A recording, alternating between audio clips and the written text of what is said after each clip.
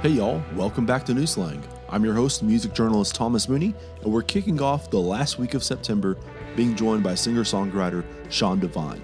I had a hell of a conversation with Sean a couple of weeks back about his latest record, Here For It All. He released the Reflective Storyteller record nearly a month ago. It was down in the far west Texas deserts near El Paso that Sean recorded Here For It All, way out west at Sonic Ranch with Josh Thompson producing and Cody Jinks' band serving as Sean's backing band on the project. They naturally hit it out of the park, giving country folk textures to Sean's Montana storytellers. This one with Sean was awful fun. We spoke about recording down at Sonic Ranch, writing songs like the storyteller Clay Bluffs, spending time down in Texas, his home out in Montana, and what continues to drive him to find more stories worth telling. I think you'll enjoy it too. We'll get into it, but first, today's presenting partner is our pals over at Desert Door Texas Soto. If you've been listening to New Slang for really any amount of time, you'll know that Desert Door is one of my all-time favorite premium, high-quality spirits. If you haven't or aren't sure what exactly a Soto is, I'm going to let you in on a little secret that's going to up the game on your liquor cabinet. For starters, the best reference point that I can point you to is to think about a tequila or a mezcal. Do you feel that Western desert, that Texas ruggedness? Okay, Soto is like that, but a little bit more refined, smooth, and fragrant. It intrigues the palate and offers these hints of vanilla and citrus. There's an earthiness that often sends me right back to my Trans-Pecos and far west Texas roots. There's plenty to love about Desert Door. For me, it all starts right there. A close second is just how versatile Desert Door really is. You can go full highbrow and experiment with concocting a variety of cocktails that call for muddling fresh fruit, sprigs of thyme, sticks of cinnamon. It's perfect for that world. If you're a little bit more down home, if you've just rolled up the sleeves of your denim Wrangler button-up, it's perfect for that as well. If you're just desiring something that's short and sweet, it hits the mark every time. Desert Door is genuine and authentically West Texan. It's inherently West Texan. They harvest Soto plants out in the wild and are knowledgeable conservationists at heart. That's obviously something incredibly important to me. They shine a light on what makes West Texas special and unique and worth preserving and keeping it safe from exploitation.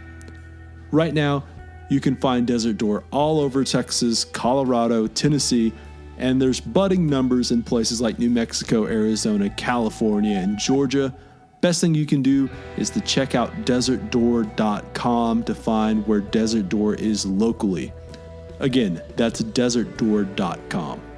If this is your first time listening, be sure to subscribe wherever you listen to podcasts. New Slang is available just about everywhere. If you're listening on Apple Podcasts, though, leave one of those 5-star reviews. Go check out the merch store. There's plenty of cool New Slang stuff. Shot glasses, coffee mugs, t-shirts, stickers, what have you. That's also where you can pre-order my debut book. It's called The Lubbock Way. It's just me self-publishing, so it's going to be in limited supply. As the title alludes, it's about a short period within the Lubbock music scene. Stories and thoughts about some of your favorite songwriters. All the links that I just mentioned, they will be in the show notes. Okay, let's get into it. Here is Sean Devine. Obviously, kind of like the natural spot to start on is that you just released a new record, and you know, I guess from what I understand, you know, this record has been, you know, in the can, if you will, for a minute now, and I guess original plans were, you know, to have this out last year, but with the way things were last year, you know, everything was just up in limbo and up in the air, and no one really in the music business knew how to release a record or if you should release a record without touring and all that kind of stuff. But, you know, it's finally here for you. I'm assuming, you know, that kind of, at least in a sense, feels like a, not just accomplishment, but some sense of relief, like, okay, it's finally out, and, you know, here's the record, guys. Yeah, well, you're right on. My considerations were as you described. There didn't seem to be any point in putting out a new album if I couldn't go out and tour it, because that's the the principal way to monetize these things, is to get people to come out to your shows. So when we began to realize that the pandemic was going to stretch on and on and on, we had it mixed, and I just decided to just sit tight, and that sucked. Actually, but now I kind of, for instance, my buddy Ward Davis, who kind of got this whole ball rolling for me with Josh Thompson and the Tone Deaf Hippies in the first place, he went ahead and put out a new record mid-pandemic, and that turned out to be excellent timing on his part. The coast was clear. A lot of people in the industry were sitting on projects or didn't know whether they should put something out, and he kind of had an open lane, and his record did great. And maybe a lot of us, who decided to wait and see, and just when we thought things were going to open back up, all of a sudden there's this flood of new records. So, for instance, I have a publicity team helping me out. You were in touch with Allison. I guess that's how you and I got connected. Mm-hmm. And there's a radio guy, Joe Swank, is out there pushing this thing out to FM radio. And, they're coming back saying, we're pushing every day, but God, it's just a big pile of new releases out there. Everybody put out their new record. Yeah. Because the pandemic was finally easing up, and now we've got this big glut of records out there, and we're all excited about the possibilities, and the pandemic comes roaring back. So it's anybody's guess, man. But what I really hope is that it manages to cut through and some people get to hear this thing, because I'm really proud of it. I'm really excited about it. Getting to work with Josh Thompson and the Tone Deaf Hippies at the Adobe Room at Sonic Ranch. I mean, that's the place where they've made some really cool records. Those Cody Jinks records were made there, going back to the Adobe sessions. And those guys are really comfortable in that space, and they've been playing together for a long time. They're a really great band. Josh just dropped my songs into that kind of, chemistry, and they came back with a record that, hallelujah, it sounds like a Sean Devine record. They did it. Mm-hmm. They stepped out of their Cody Jinks mode just enough to create a new sound around my songs. I couldn't be more delighted with the whole thing. It's just it's a wonderful project. And I'm standing on the edge of another moment of decision. Do I try to lay out a bunch of dates for this fall and see what starts getting canceled, or do I just toe back on the reins and hold up here and take another look at this? I don't even know anymore. I know that's how I kind of feel with everything as well. There's just so much up in the air that I don't know. Last year, it felt like we were being strung out 4 weeks at a time or something, 6 weeks at a time. Midsummer it should be lightening up. Late summer it should be and then they just kept on pushing the deadline back, and then it felt like it opened up again, and it was a little bit of a freeing feeling, spring of this year, and then all of a sudden again now it feels like it's we're going back to that here in 4 weeks, but it's the other way around. 4 weeks from now, it's going to be worse, or 6 weeks from now, it's going to be worse. And again, you're just kind of up in this limbo period, basically. And it's just such a weird thing.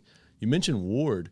Ward was on last fall when he released his record. And yeah, that's kind of where everyone was zigging, and he went ahead and zagged back, and done well for him. Sometimes cutting across the grain, it's a ballsy call to make, and it really panned out for him. And I'm excited for him too, man. I think that's great. I like Black Cats and Crows. That's on my Apple Music. I listen to that driving down the road.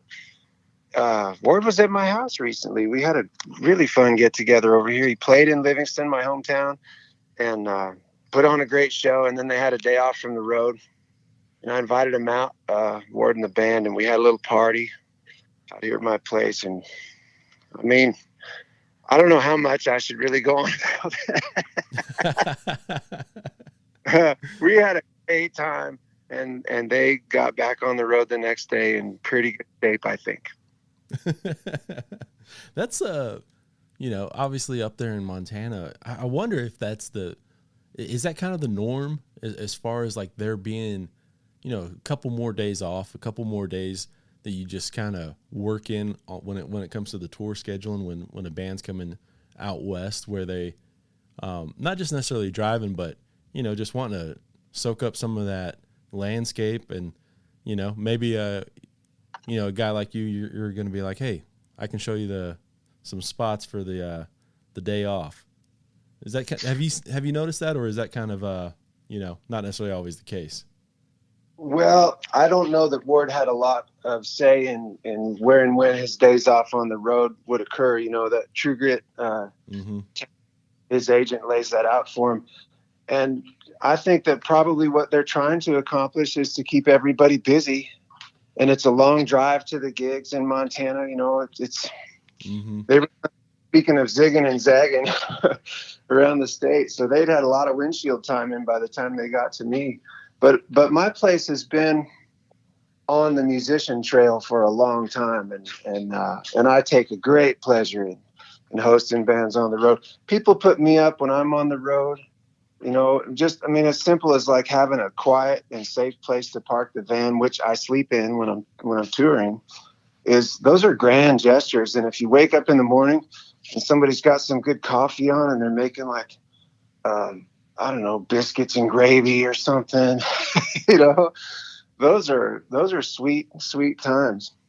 And I've got a little place out in the country. My neighbors are old ranching families here in Yellowstone, the upper Yellowstone River Valley. So it's quiet, and if you can kind of feel like you can stretch out a little bit. Yeah, Clint Park and I went down the river. I took him on a float, got him a fishing license, and we didn't catch any fish. I don't know. The conversation got pretty good, and we did have a cooler full of beers on the boat.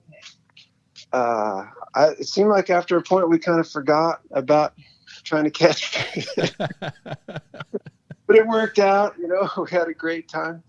And I really enjoy that. I have some old friends, and I look forward to them coming camping out in the yard and hanging out with me when I'm here and they're coming through. It's a pleasure. Yeah, like that's how I kind of figured it'd be, because you mentioned those long drives, and of course, like someplace like Texas where I'm at, you throw a rock and you're going to hit a music venue out here, and so it's just one of those where you try and get as many. What was that? One of the things I love about Texas. Mm-hmm. Yeah, you can find music in any night of the week kind of thing, and what Texas where located? I'm up here in Lubbock. Oh yeah, the blue light. Yeah, the old blue light. That's I've seen you up here, and it's that's always like kind of one of my favorite things is. Now I don't do it nearly as often just because you don't find getting out. I guess like the energy to go out on every Tuesday and Wednesday and Thursday kind of thing. But those are like always my favorite days to go out, because especially if you don't know who's playing or you've only seen the name on the marquee or whatever or on the website, and you just go, oh, well, let me go check that person out. And the discovery of music in that capacity is always what I love. Yeah, and what a fine place to. I mean, when I first got booked at the Blue Light Live, it was actually part of this same Ward Davis, Cody Jinks connection. I went to see them play in Billings, Montana, and Cody had two support acts. It was Coulter Wall and Red Shahan. Mm-hmm. And I had the all access pass, and I was backstage trying to make a dent in that truckload of Miller Lights that follows Cody wherever he goes, and just visiting. And Josh Thompson introduced me around to all those guys, and it turned out that Parker Morrow is playing bass with Red Shahan. And a guy that goes by the moniker Pawpaw mm-hmm. was playing drums. and Parker's booking the Blue Light, and Papa is, I guess, one of the owners of Magnolia Motor Lounge in Fort Worth. And the next time I went to Texas, a couple months later, I was playing at the Blue Light and at Magnolia. Yeah, absolutely. Two great Then, places and plenty of then great people right there. Yeah. I started to understand where I was a little bit. You know, I mean, I'd known of Lubbock as being like Buddy Holly country and Flatlanders country. You mentioned Butch Hancock a little bit earlier. But man, they grow some songwriters in Lubbock, Texas. That place has, well, I don't have to tell you, but I think it was the second or third time I've been back to the Blue Light. I had the night off. I hit town on a Monday night, and I was booked to play on Tuesday night because I'm a single, and that's, you know, that's when Parker will put like solo acts up Tuesday, Wednesday. So I was there for songwriter night, and I signed up. You know, why not? And I just happened to be there on the same night that William Clark Green was in the club and hanging out. Mm-hmm. And he had a bunch of friends. I don't even know who all. I met a lot of people that night, and I heard great song after great song, and some of them were from the likes of William Clark Green, and some of them were the likes of people who literally just got off their day job and showed up at the Blue Light to have a couple beers and play their new song. And I just thought, man, this is the place. You know, people do this all the time in this town. This is what they do for entertainment. They make art and they come out and sing these songs for their friends. I mean, I was tempted to try to figure out a way to relocate, maybe to at least spend some more time. Yeah. In Lubbock, man, I felt like I'd found a spiritual home out there. Yeah, there is something very, very special about this place, and specifically like that culture that Blue Light is kind of cultivating right there with the songwriter, the Monday night thing, because, you know, you mentioned like, first off, you never know who's going to pop in, who's in town, and it may be like William Clark Green, or it may be, you know, Red, or, you know, maybe no one shows up, right? But you're going to hear a lot of people who are, you know, that mixture of like the 18-year-old kid, the 21-year-old kid chasing the dream, thinking like they can be the next, you know, quote unquote big thing from Lubbock, Texas. And then also the person who, as you mentioned, I just got off work and I'm in it for the sake of the song, and I play these songs for my friends. And, you know, it's that mixture that you got to have a little bit of both, I think, for a place like that. Yeah. Yeah, it's what makes it a real, like, grassroots.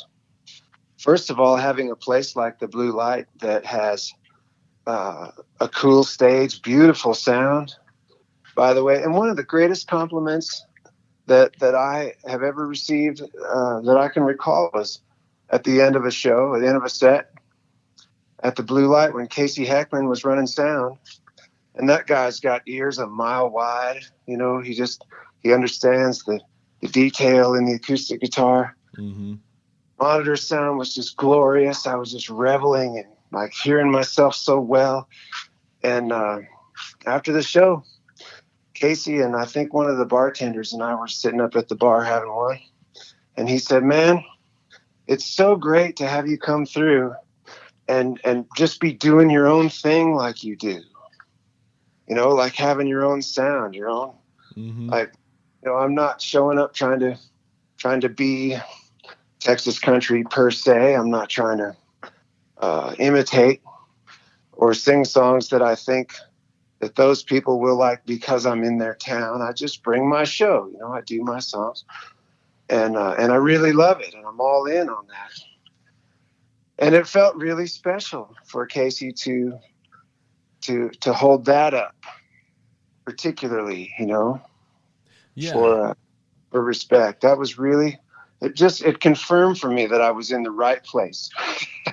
Yeah, no, it's one of those things where, you know, I think a lot of people can, especially like, obviously you're not like an 18-year-old kid anymore, but the 18-year-old kid can think like, oh, I just need to start doing the copycat of trying to do the Texas country because that's what's, selling out these big shows. But, when you get comfortable at finding what you want to sound like and what stories you're trying to tell, I think a lot of people end up finding the, not just like people like Casey, but just in general fans. You may not have like all the fans, but you'll end up finding some like diehard fans of them understanding like, this guy's about the songs. And there's something very, very special about when you get to that spot and, give a little bit of the benefit of the doubt to an audience to understand that like, songs are important and not just, beer sell jingles or whatever the case, This episode of New Slang is brought to you by the Blue Light Live here in Lubbock, Texas.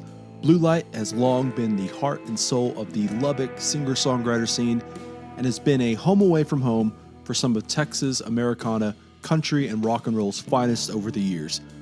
Talk with 99.9% of the songwriters who have come out of Lubbock and the Panhandle at large over the past 20 years, and they'll point to just how integral and necessary the Blue Light is.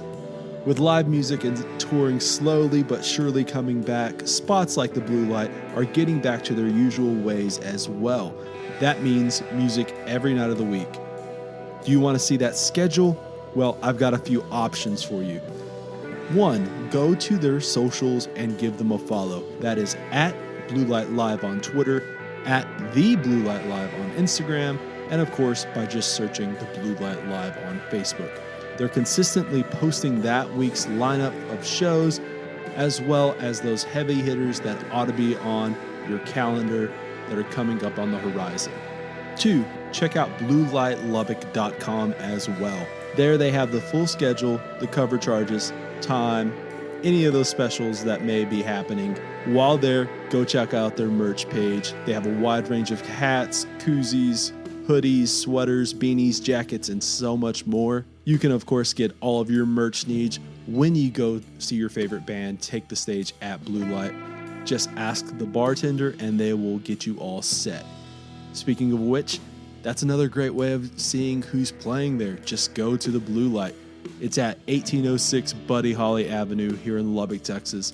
And of course, again, that is BlueLightLubbock.com. I'll throw a link into the show notes too. Maybe I'll see you there. Okay, let's get back to the show.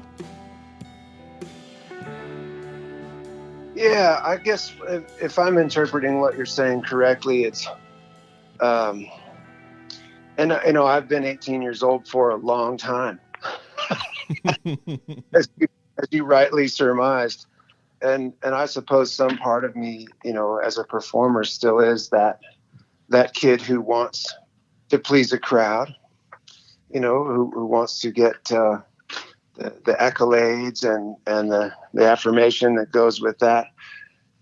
I'm not immune to that necessarily, but finally what I had to give into, I guess, a long time ago was that there's something that I do really naturally. There's a sound that I make, and there are songs that I've written because those songs came to me.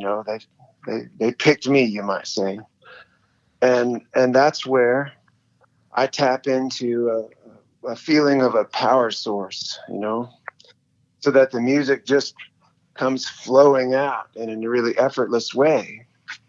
And I'm not thinking about what I'm doing anymore, and I'm not trying to do anything anymore.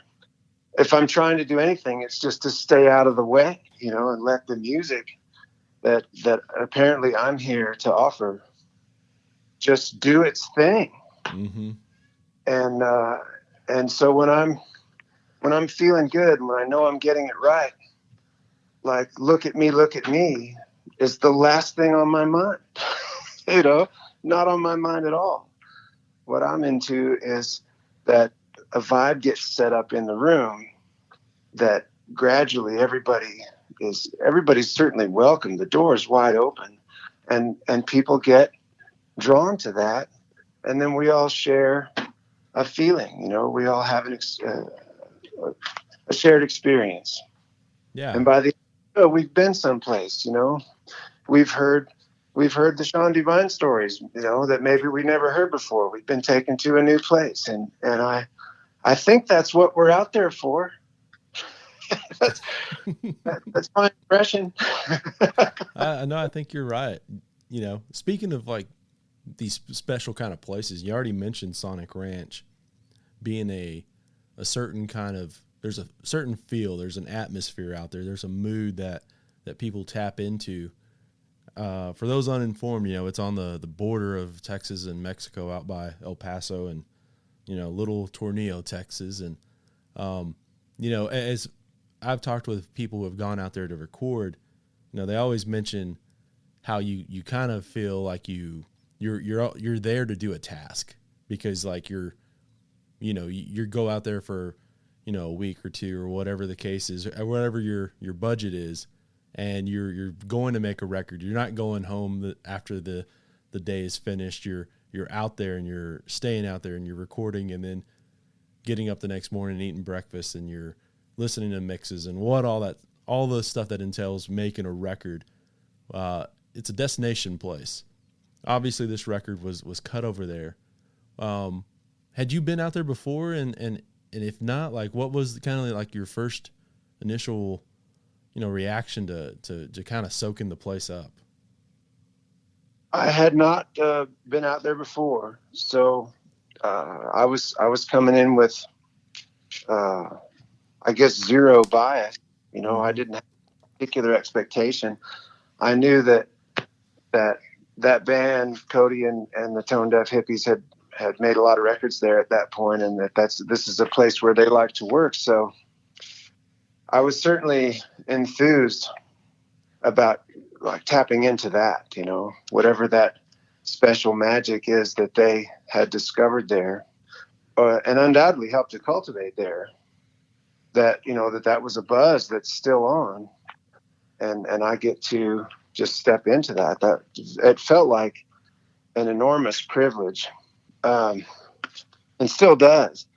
And I, that said, there maybe one of the first surprising things about arriving at Sonic Ranch is what a humble appearing place it is. Mm-hmm.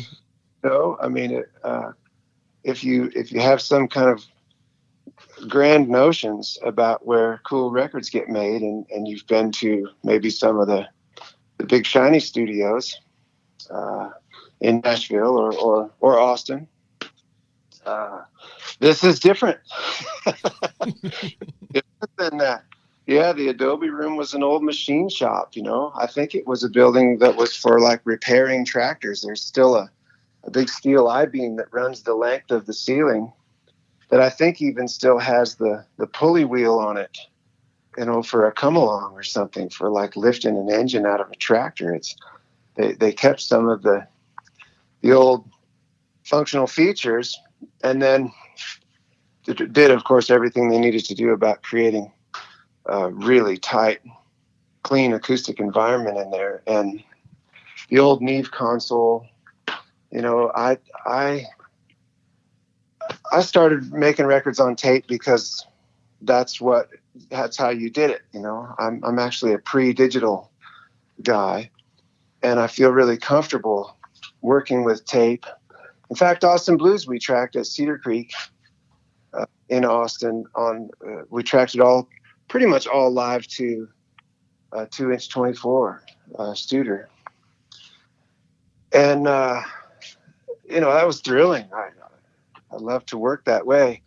We did Here for It All on digital. I'm pretty sure it was a Pro Tools rig. I didn't even really peek under the hood there because I didn't need to. Mm-hmm. But when you're sitting at one of those old analog consoles, that old Neve, there's a smell.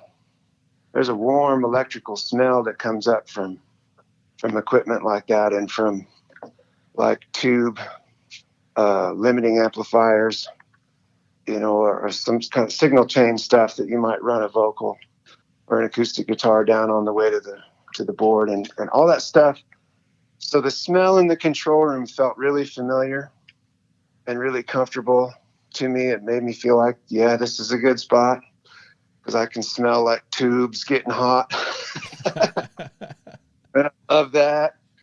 And then there's just one other room in the Adobe room. The console, the control room sits on essentially half of that building is control room and lounge. And the other is the main room where Josh had the whole band set up. They had the electric guitar, Chris Clarity's amplifier, and Josh Thompson bass amp were in a separate building, a little house adjacent to the Adobe room with the cables just running out over the ground. So that's how he achieved the necessary isolation, to do multi-track recording so that he could change stuff as he went.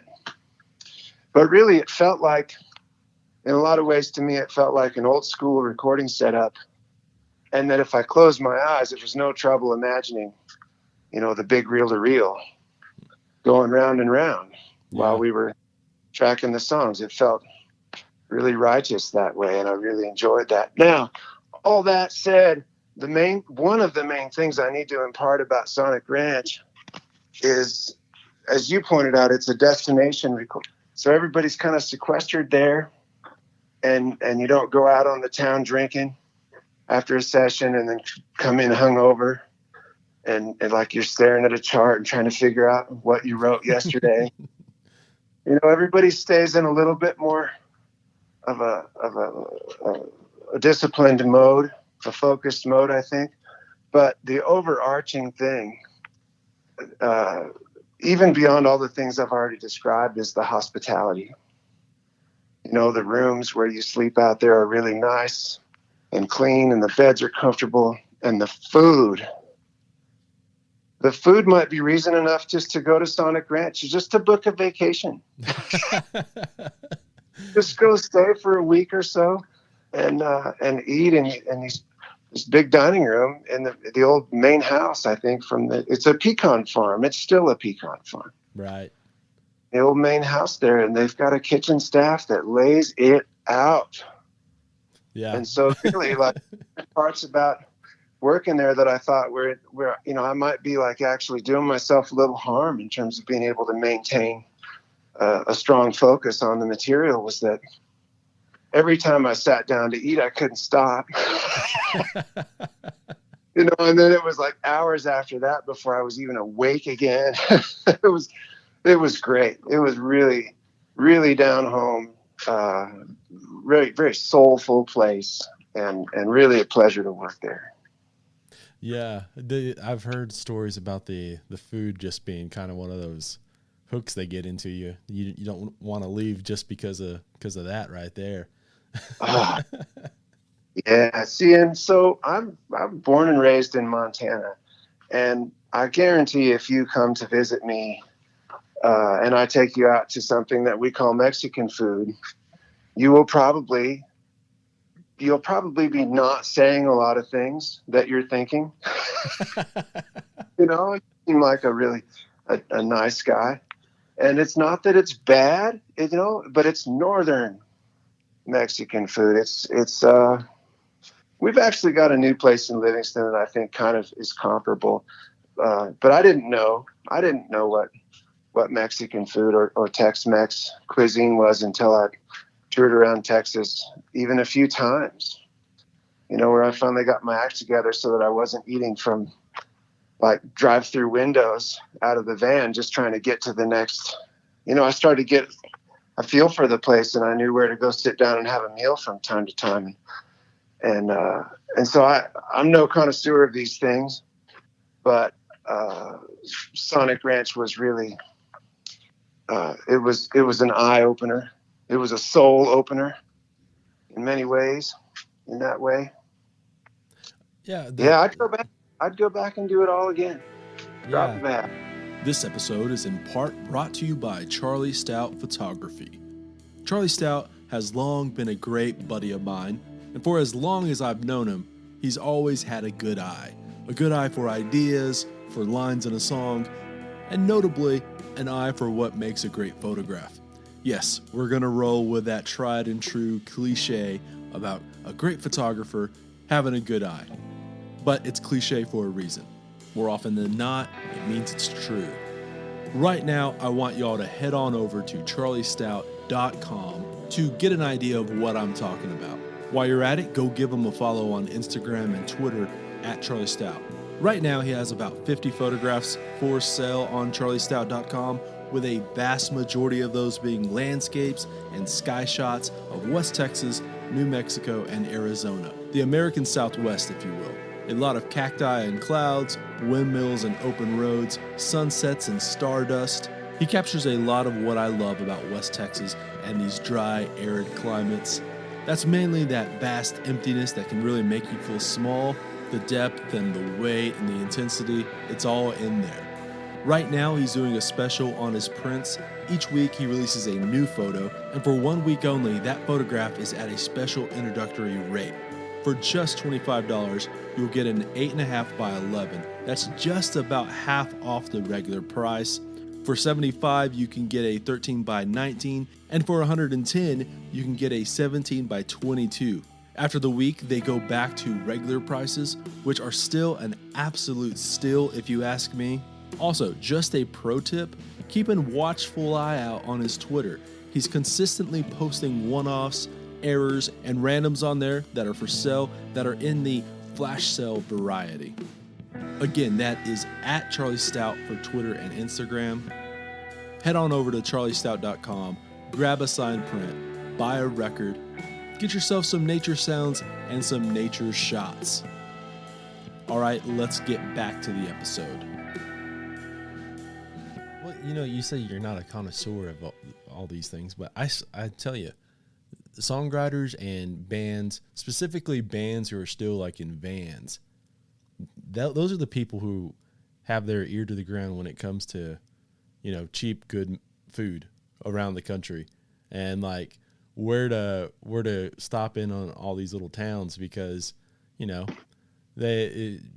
obviously if you're in a van, you can still pull up and eat there, and you've been all over the place, and you just kind of, I feel like that's who you low key ask is people in bands where to eat. And then even though I'm going on the other side of things here with the long distance truck drivers, they too know where a good spot is. So if you can get a book going together right there, you map the states with every good place to eat. The highway culture, and I'm always grateful for sure when somebody says, "Oh, you should check out, some little out of the way." Like in Austin, you can step up to a taco wagon, every other block, all throughout South and East Austin for sure, right? Mm-hmm. And you think you're into some stuff, and then somebody taps you on the shoulder, is like, "Oh, if you had been to the one, like behind the White Horse," or everybody's got their special taco wagons. And sure enough, you get around the other one, you're like, "Oh, this is better."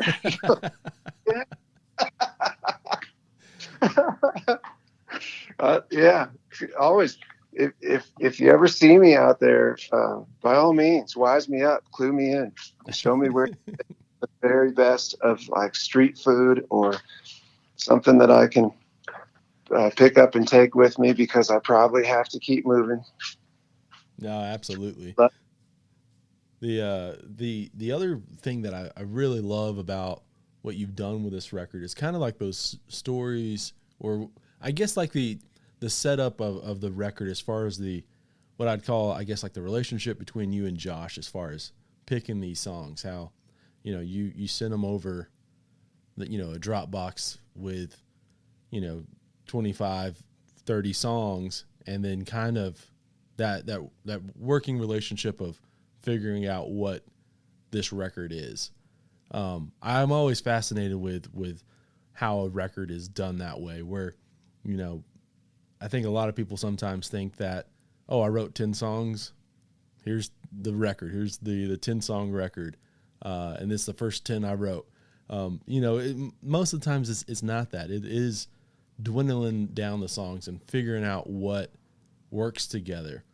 You know, can you talk a little bit about what that relationship was with Josh as far as like, you know, figuring out what the right songs, the right tunes were for this record?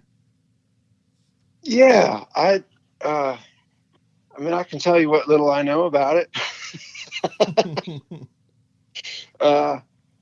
I think, you know, and this is me reflecting on it now. If you were asking me at that time what was going on, I might have been more inclined to offer some conjecture. But looking back on it, I see that, for instance, one of the reasons that it worked out for me to go and cut this record with those guys at Sonic Ranch was that they were already there and they were still recording tracks that would become After the Fire and The Wanting. I didn't understand at the time. I don't know if Josh knew at the time that he was going to put out all the songs. So they were recording a lot of songs, and they were back at Sonic Ranch, and they were on a break from the road because those guys, you know, this was back in 2019 when they were still touring full bore all the time. So I kind of began to understand that I know that Josh listened to all the songs that I sent him in that Dropbox folder because I asked him about some titles here and there while we were discussing the record, and he hadn't really confirmed for me. Like, I didn't see the actual list of songs that he wanted to cut, the final list, until I got there. My side of the deal was I was ready to give a solid performance of each and all of the songs that I'd sent to him. I'd been woodshedding at home, going through all the material. I had some stuff I thought was particularly strong, and I was looking forward to cutting with those guys. Some of those songs ended up on Josh's list. Some of them didn't. But by the time I got there, you know, I wasn't going to like argue with him about, no, I want to do this song and not that one, because I'd hired him to make the Sean Devine record that he wanted to hear. And I just wanted to support that finally. But I think that it was probably in some way, it feels to me like it was this record kind of taking care of itself in some quasi mystical way, because he was busy and he was probably running through those songs and making some pretty rapid judgments. I like that. I like that. And he made a list of that. And, you know, Cody had flown out like the day before I flew in. Those guys were all still there, set up in tracking mode. And then I show up and Josh is like, okay, here's the list. Okay, and then we started. Like the day that I flew in, I unpacked my stuff and tuned up the guitar and sat down behind the microphones right next to that Neve console, staring through the window at the rest of the tone deaf hippies. And Josh is like, all right, we're going to start with this song, you know, count it up. And that's when I began to understand, you know, that these are the songs. These are actually the ones. And so I just followed Josh's lead on all that. And you know, I wouldn't have sent him the songs if I didn't love them anyway. I was prepared to do all of them. But after we'd cut these songs and we were starting to work our way through the mix down process, which was later on that fall of 2019, then I started to feel like a flow to the thing. So I actually laid out the sequence, the way the 9 songs play on the album, you know, the order of the songs. I put that together for myself so I could hear the thing as a whole. I could hear it in form and see what kind of story it tells, you know, these songs that Josh chose. And I showed that list to Josh. I said, try it in this order, you know, see what you think. And he did that, and he sent me an email back saying, yeah, I like your list. I think this is great. It really hangs together. So in some way, without either of us necessarily intending to, we ended up with an album that works as an album, you know, long form. It's not just a random collection of songs at all. Although it absolutely appeared to be all the way up until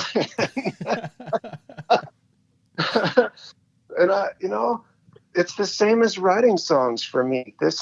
I can tinker around with verses, and I've always got a few lines scratched out on some papers or in the notepad on my phone. There's always some stuff laying around. But then finally, when it's a song that's happening and it picks up its own momentum and I follow it until I've got a finished song, that feels like an external force is at work. And I think that's part of what's thrilling about it. That's part of what keeps me involved in it. Because if I really thought it was up to me to tinker around with words and rhymes until I'd come up with something I thought was sufficiently clever, that maybe somebody would go, "Oh, geez, that's neat." I'm not in it for that at all. So the idea that this whole album is infused with that same feeling of a thing that kind of gathered up its own momentum and even seemed to have pulled its own pieces into place so that it could happen in this way is, in a way, it feels really just natural and normal. And in another way, just like every song that comes off like this, it has that same feeling of like, oh shit, it happened again. Yeah. And I got here for it again. And that's pretty much the buzz that I live for, Thomas. That's where I'm at. No, I hear you. Yeah, it's always. I guess I've talked about this before on different episodes. So, there's probably listener fatigue to me saying this, but I do really believe it. I've been around some co-writes when they've been taking place, and these artists, these songwriters, there's this like different place they go to. There's a different plane that you kind of end up on when you're writing a song that, you're almost like in a fever or in a fervor. You can end up being like just so excited about the writing process, and it's almost like a manic state in some situations where, these people, like these songwriters, you can fall into writing a song, and obviously that's the most important thing at the moment. And, that's what's kind of amazing is like, I think like we all kind of can do that too. Not necessarily not everyone's a songwriter, but whatever your thing is, when you get into the groove, we've all seen, the clips of Michael Jordan scoring, 60 points, 63 points in a game. And, he's got that fire in his eyes. And there's something to that as far as other songwriters or musicians or artists or just whatever you do, you can get in that zone and it's kind of a magical thing to see. Well, and so maybe you're divulging here or confessing, Thomas, that you're a fellow songwriter. No. That's the buzz, that feeling like, I think you can induce this to some extent. You can start to play around with an idea or some ideas until it feels like it gathers up some energy and it starts to lead you. I have been probably more of the wait until some, overpowering feeling strikes me. I'm driving down the road and all of a sudden there's some lyrics going through my mind and then I've got the goosebumps and I'm like, oh, this is some good shit. And then I just need to figure out a way to get to a place where I can just stay with that. And that again that's the buzz that I'm probably addicted to at this point, really. But yeah, it feels a little out of body, and I think you're right. I think probably any creative person, and maybe this isn't even limited to creative people. Somebody told me once some definition of art is that is anything you do at the highest possible level, right? That counts as art. That's what I accept that definition. I don't think it's the only one, but that there's something undeniably wonderful about orienting your mind and orienting yourself spiritually so that whatever you do, if you're an electrician and you stand back and look at the work, and your wiring is elegant. Your panel is beautiful, and you feel a transcendent feeling of satisfaction in what you've just done. Then that's the feeling of making art. I think that's a valid example of that. I want to break one more time to talk about our pals over at Desert Door and offer up a quick Thomas Mooney's cocktail minute. As I've said probably 100 times by now, by no means am I a seasoned mixologist or bartender, but these have been some of my Desert Door go-tos. For starters, let's just go with the tried and true ranch water. Pop the top off the Topo Chico, take a good swig, now pour in some Desert Door, and top it off by throwing in a few lime wedges. Never fails. This one, it's so simple it probably doesn't even count, but again, pretty foolproof. Do the exact same thing, but get you a Mexican Coca-Cola. I guess you can go with a regular one, but you're really cutting yourself short if you don't opt for the Mexican import variety. All right, here's the change-up you've been waiting for. Desert Door Sangria. This one is prime for when you have company coming over and you aren't wanting to just be over there making 6 different drinks at a time. What you'll need is some Desert Door, obviously, a bottle of red wine, honey, boiling water, apple cider vinegar, some cinnamon sticks, a couple of apples, and some thyme sprigs. I know, that may sound intimidating, but trust me, it's worth the prep, and honestly, it's pretty easy. For starters, get you a punch bowl, add that honey, those cinnamon sticks, and the boiling water together. Now you're going to want to stir that all up and let it cool down for about an hour or so. Remember, patience is a virtue. Once that's done, add some Desert Door and stir vigorously. Now add the wine, the cider, and the vinegar, and continue stirring until it's equally mixed. Now slice those apples up and toss them in. Put in those thyme sprigs as well. Now you can pour that over some ice and you have a mighty fine sangria. Chef's kiss. Anyway, those have been some of my favorite go-tos as of late. And remember, Desert Door is as versatile as vodka and more refined, smooth, complex, and intriguing than tequila. It's rich and balanced, and whether you decide to keep it simple or want to experiment, Desert Door is that perfect Texas spirit. There's plenty more recipes over at desertdoor.com as well. Check out the show notes for a link. All right, let's get back to the episode. Yeah, the satisfaction at the end of the workday in a lot of ways. The other thing that you're kind of talking about that I'm fascinated with when it comes to the songwriting is, sometimes we think of the songwriting as just when you pick up the pen and paper and you pick up the guitar and you're writing down lines.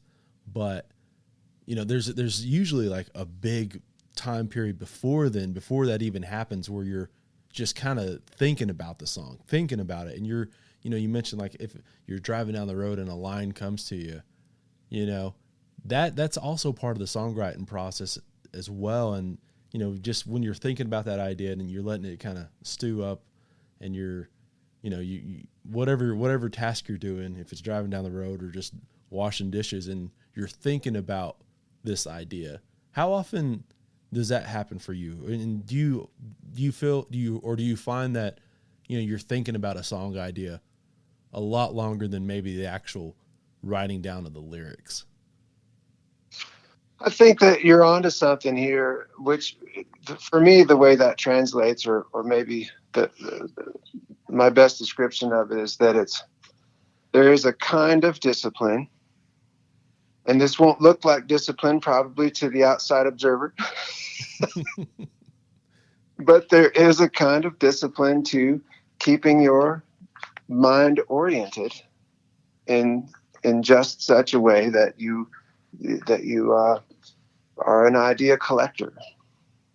It's a listening mind. It's an awareness kind of sensibility. So that, like for instance, with Clay Bluffs, when we were having the cheeseburger late in the evening, right before the joint closed, in that place in Casper. and it was just my wife and I and this other young couple in the whole place in this kind of cold winter night, and everybody's just kind of hustling through their food. We need to get back in the van. We're heading south, and the wind's blowing the snow sideways across the interstate. We know it's going to suck out there, but we're not going to spend the night in Casper. We got ground to cover, you know. So at the same time, this young couple who was in there, because it was just the four. Well, there was 5 of us because they had a little baby in a car seat on the floor next to their table. And that maybe that was the thing that kind of piqued my awareness. But I wasn't eavesdropping in any intentional way, but I was absorbing both the vibe of this young couple and also some of the things they were talking about. And it was very, very moving for me. And then, I mean, we hadn't been back in the van probably 20 miles down the interstate.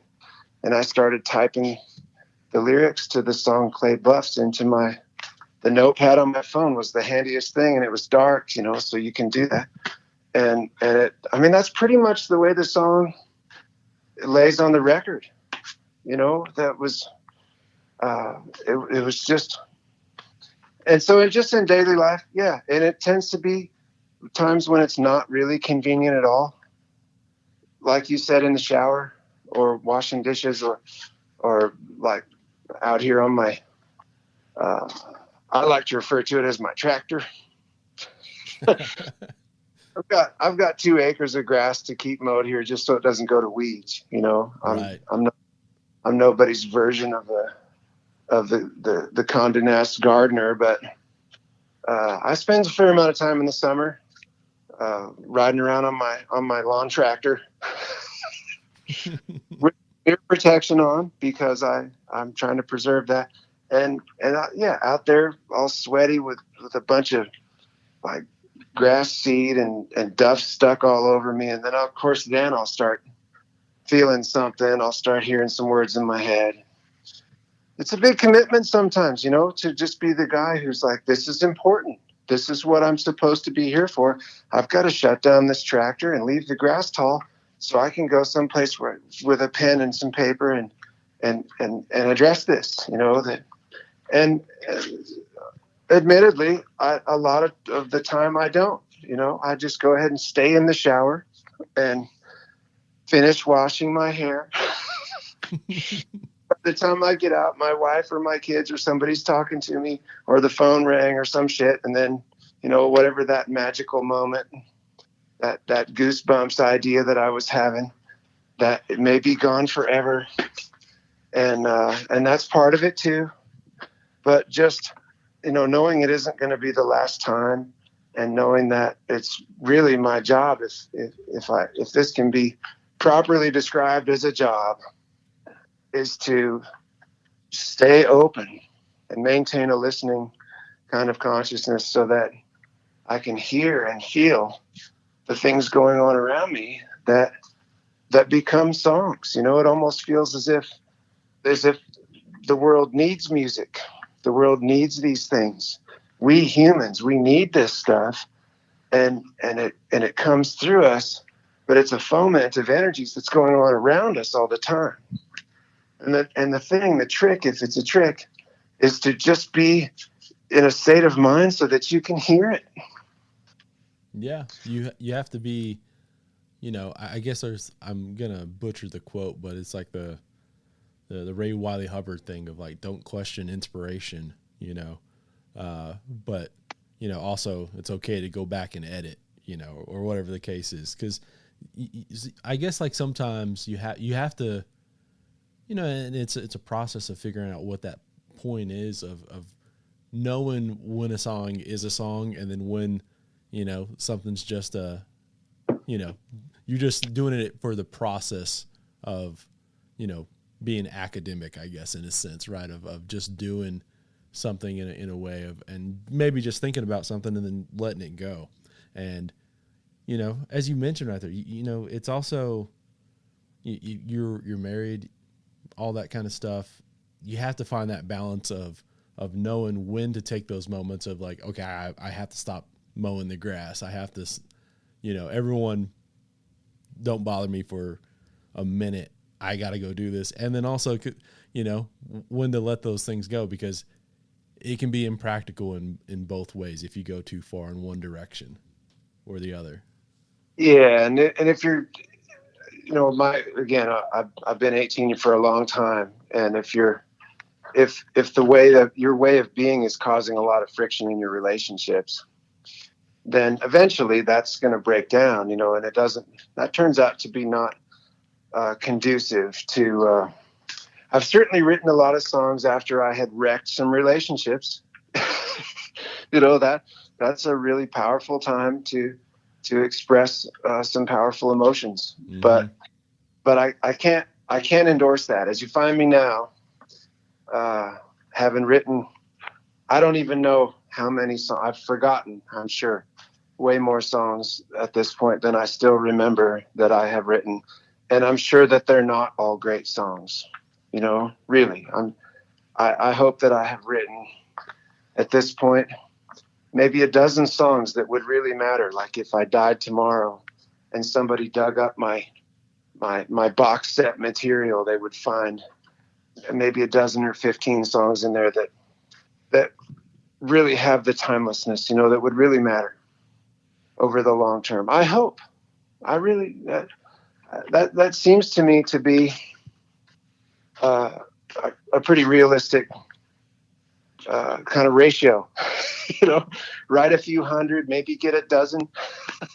Yeah, well, that is it's like playing baseball, right? Of the, if you bat, 300, you just hit the ball 3 out of 10 times, you're considered great. And then if you do it just slightly a little bit more, you're considered like an all-timer, there very much is that thing where, you're not going to get it right the first time. And there's plenty of times that you don't get it right between some of those great moments.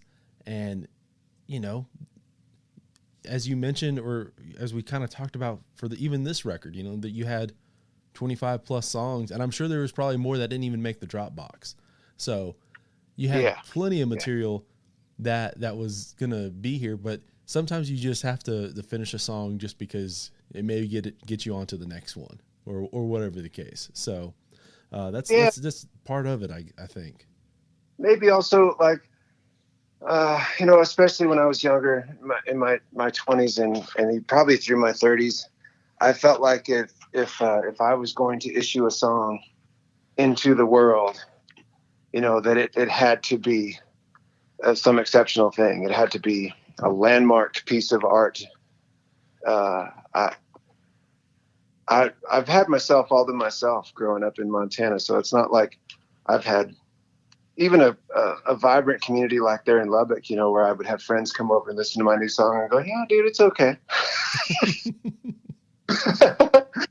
So I felt like, it was up to me to be making these decisions, and I was going to hold myself to the highest possible standard. And there's a lot of validity to that. I think we have to be our own worst critic, maybe too, although there are plenty of harsh critics out there to help with that as you go along, always. But I feel like maybe somewhere in my 40s, I started to grant myself permission to just enjoy a song. Mm-hmm.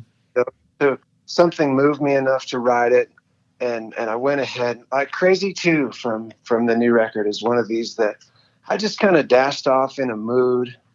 I didn't go back through it. And, like, for instance, I wouldn't normally rhyme down with down. Yeah. Like I did in that first verse, Mm-hmm.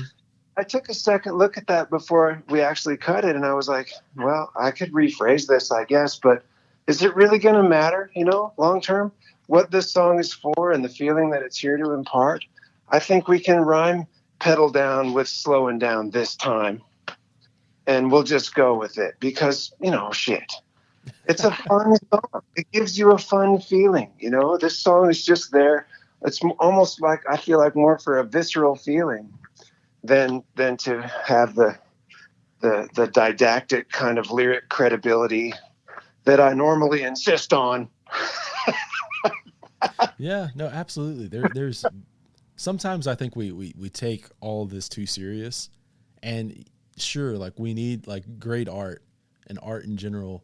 You want people to take it serious, but like it's also at the same time, we're not, breaking down the atom, and not every song has to be Waiting Around to Die or, Dublin City Blues or Dublin Blues or, you know what I mean? Like not everything has to be the, Or Poncho and Lefty or something, not everything has to be at that, that level, that 1% or whatever the thing is. But, it's all about that balance, I like, and I grew up with, Ward Davis calling me the Bob Dylan of Montana seemed like an off the cuff remark when he said that. And that's the way he introduced me to Cody, Jinks and Josh Thompson, by the way, and I was instantly flattered and a little shell shocked because I'm about to reach out and shake Cody Jinks' hand. And he's just heard that I'm the Bob Dylan of Montana. And I was like, what? Are you sure, Ward? That's where okay. But, as a songwriter, I'm just going to go ahead and admit that I've spent a lot of time stoking my head, being deeply immersed in the work of Bob Dylan. And so if you're now we have this seeming impossible standard, right? If we're going to hold ourselves to the standard of making a landmark piece of art, and especially something that is lyrically literate enough that it might earn us a Pulitzer Prize or a Nobel Prize. Bob has won both of those. Mm-hmm. I mean, seriously. So if you haven't written your 12-minute ballad like Visions of Johanna or Desolation Row, Right. then, I guess it's all still out there in front of you, bud. And that's great. That's aspirational stuff. And just when you thought that Bob had done that and was done with it, then this new album comes out. Have you heard this stuff? Yeah, that's what I was. You're talking about the 12-minute song there. What's the new one about the about JFK being like that? I feel it's even longer. I can't even remember what it is. How long it is. I think it's actually 17 minutes. Yeah, I thought it was something like that, and it's like. It's real moving. You know what I mean? It's like you still are going, man. He's 70-something years old and he's still saying something profound. Yeah, but it's called "A Murder Most Foul." By the way, I just wanted to make sure Mm-hmm. that we the title of the song we're talking about, and then there's another cut on that record too. So here's a guy who, for sure, has already said it all, right? By now, going on 70 studio albums, I think is his career at this point. And yet, he's still sufficiently moved to write and to cut a song like "A Murder Most Foul," in which evidently he has not said it all yet. Yeah. Because here's some more stuff Bob would like to say. And it's very salient and deep and ponderous lyrical poetry. So yeah, I still feel like a babe in the woods in some ways, and that's a thrill, to feel like even after I've been messing around with this for as long as I have, that there's still a wide open horizon out there of ways to explore doing this thing that still feel certainly brand new to me, Yeah. And I'm going to go out there and find stuff.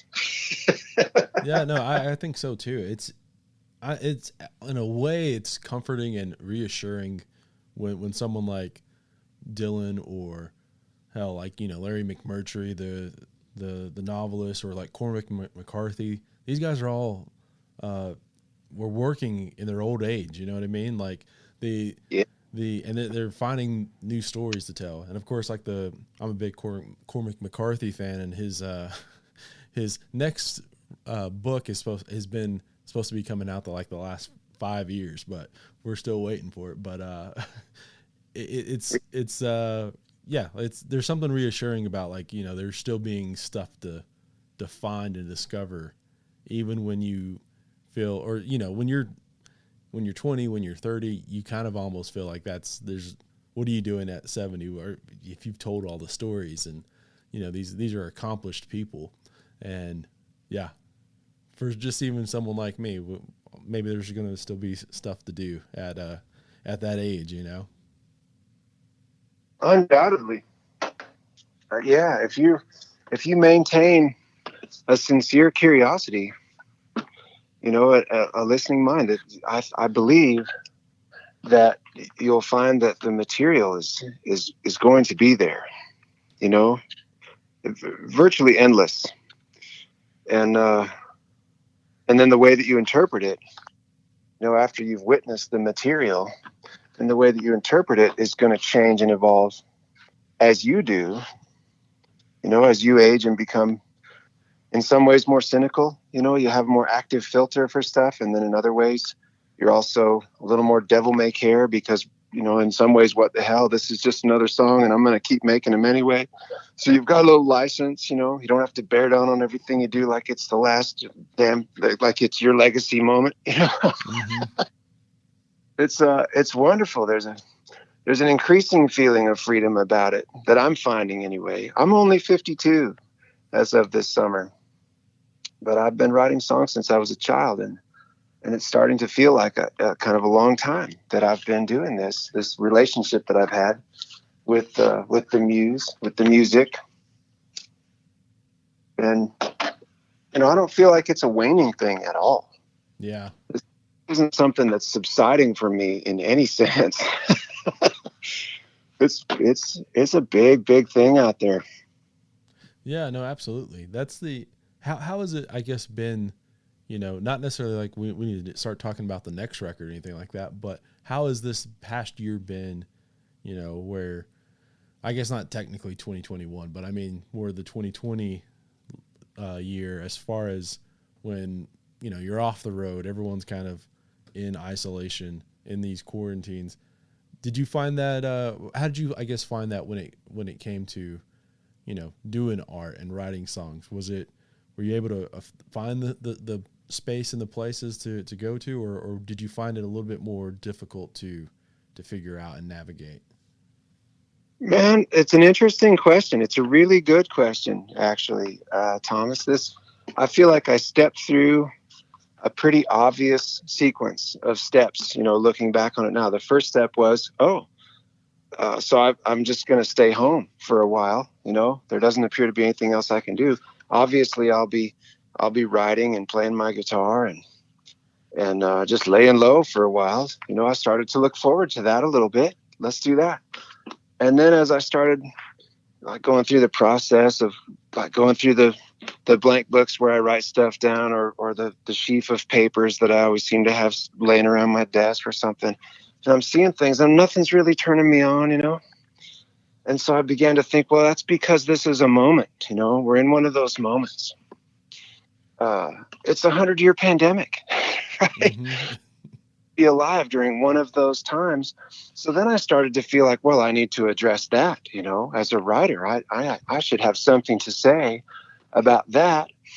And it rapidly turned into a very virulent political environment. I mean, the social media stuff was getting really, really wild and reckless and angry. And then I wanted to speak to that. I started to write some things like, well, here's what I have to say about that. And then I realized, well, okay,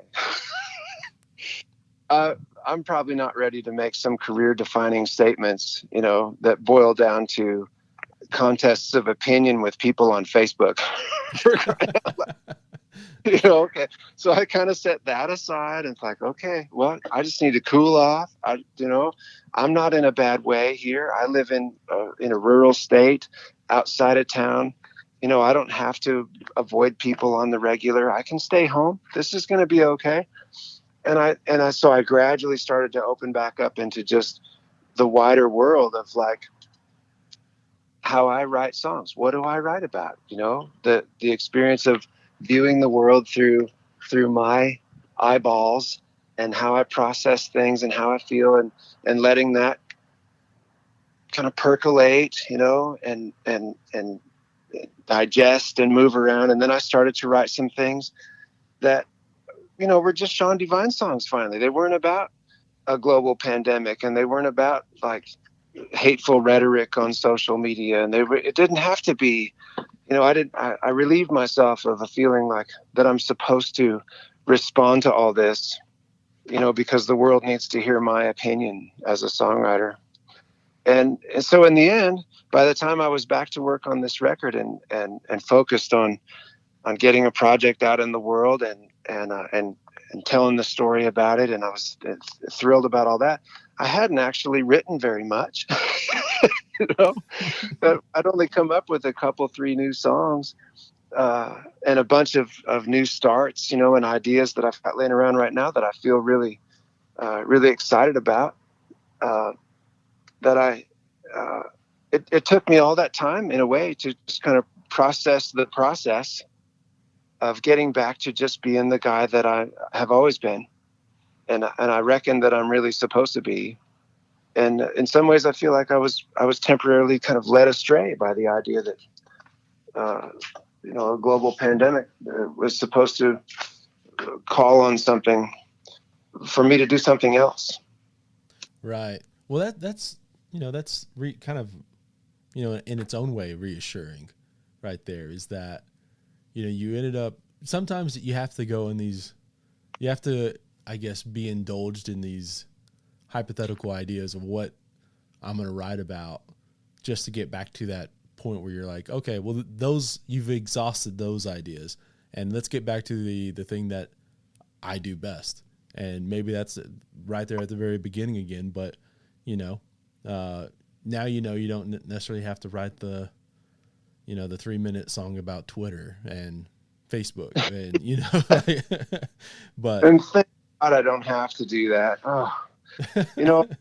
If you hear a Sean Devine song coming up in the future that appears to reference some feeling about having lived through the 100-year pandemic or something, I hope, and I feel like I can say with some confidence that you're going to hear a reference to that calls back to a higher mind, a higher consciousness, a way that it comes back down to really some basic fundamentals about what it is to be human and to be vulnerable, and the idea that it suddenly feels like your culture around you is in flames in some way because everybody's freaked out and they don't know how to cope. Well, that still draws back to some really essential parts of our nature, as human beings.